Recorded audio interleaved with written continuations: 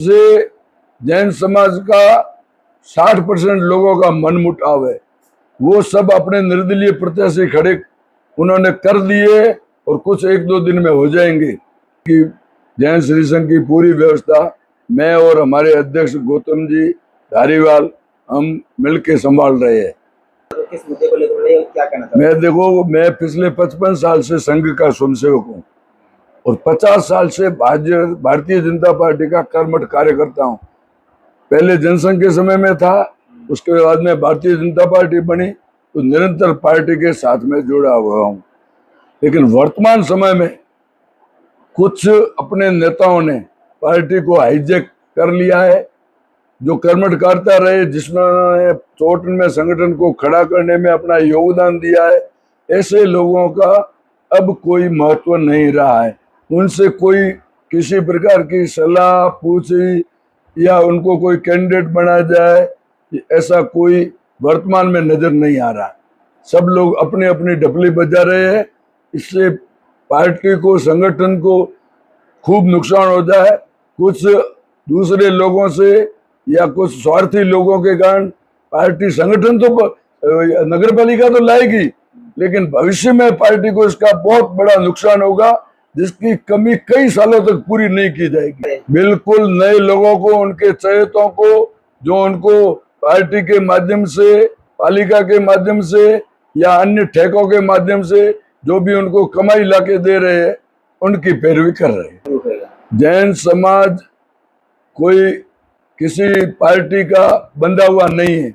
चौहटन में जैन समाज के लगभग 2000 वोट है, जिसमें लगभग 150 से 200 वोट कांग्रेस के है और 1800 वोट भारतीय जनता पार्टी के है।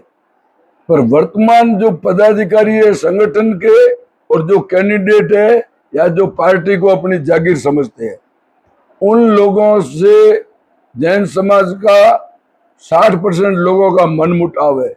वो सब अपने निर्दलीय प्रत्याशी खड़े उन्होंने कर दिए और कुछ 1-2 दिन में हो जाएंगे। कुल मिला के भारतीय जनता पार्टी को बहुत बड़ा नुकसान हो रहा है। इस बात की मुझे भी बहुत ज्यादा तकलीफ है, क्योंकि मैंने अपना पूरा जीवन इस पार्टी को दिया है। अब अंत समय में पार्टी का नुकसान देख रहा हूं तो आत्मा तो बहुत दुखी हो रही है, पर मजबूरी में ये करना पड़ रहा है। इसका कोई इलाज है नहीं। जरूर था, एक आदमी को रोटी खिलाने के लिए बुलाया था, हमको खिला दी, इससे ज्यादा हमारा वहां कुछ नहीं था ना। हमारा श्री संघ का अध्यक्ष वहां हाजिर था, उसको वहां मंच के नजदीक आने भी नहीं दिया कि तुम्हारे लिए मंच नहीं है, तुम्हारे लिए वो उधर चूरमा और दाल रोटे बने हुए, वो तुम खा लो। पार हो नहीं हो उनको जाने, उनके दूसरे लोगों को स्वार्थी लोग पैसों से वोट खरीद के लावे, अपने मजबूती से लावे, कैसे भी लावे। जैन समाज भविष्य में बीजेपी के साथ में नहीं रहेगा। दो भाग बंटे हुए हम, एक भाग तो पूरा वर्तमान में बीजेपी के विरोध में ही है। अब कुछ और 20% पहले से कांग्रेस ही है। अब कुछ लोग जिनको मलाई मिल रही है वो उनसे जुड़े हुए हैं और कुछ आने वाली आगे भविष्य की बंदरबाट भी कर रहे हैं। वो जो भी करेंगे वो उनका मामला है। हमने न तो पहले कुछ खाया और न हमारी अभी कुछ खाने की इच्छा है। और वैसे हम जिस समाज से है, उस समाज ने कभी किसी को कुछ किसी से लिया नहीं है, दिया ही दिया है। भारत की आजादी से लेकर आज तक जैन समाज ने इस देश को दिया ही दिया है, लिया कुछ नहीं है और न आगे भी हमारी कोई डिमांड है। मेरी 12 नंबर वार्ड में दावेदारी है, पर यहाँ पर वर्तमान में जिला संघ चालक वो अपने आप को आरएसएस के मालिक समझते हैं और मेरे को टिकट मिलने की उम्मीद तो नहीं है, क्योंकि मैं उनके पास टिकट मांगने का है तो उन्होंने कहा तुम मांग नहीं सकते, तुम कहाँ से मांगते हो, तुम्हारे को टिकट नहीं मिलेगी। टिकट नहीं मिलेगा तो हमको मजबूरी में, क्योंकि हमने 65 साल स्वाभिमान से निकाल रहे हैं, अब हम गुलामी में नहीं निकाल सकते, इसलिए हमको मजबूरी में निर्दलीय का समर्थन करना पड़ेगा।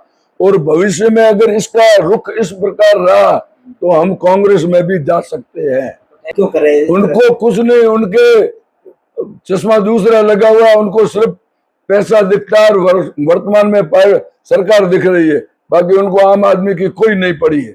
आम आदमी का नहीं, वो विचार कर ही नहीं रहे।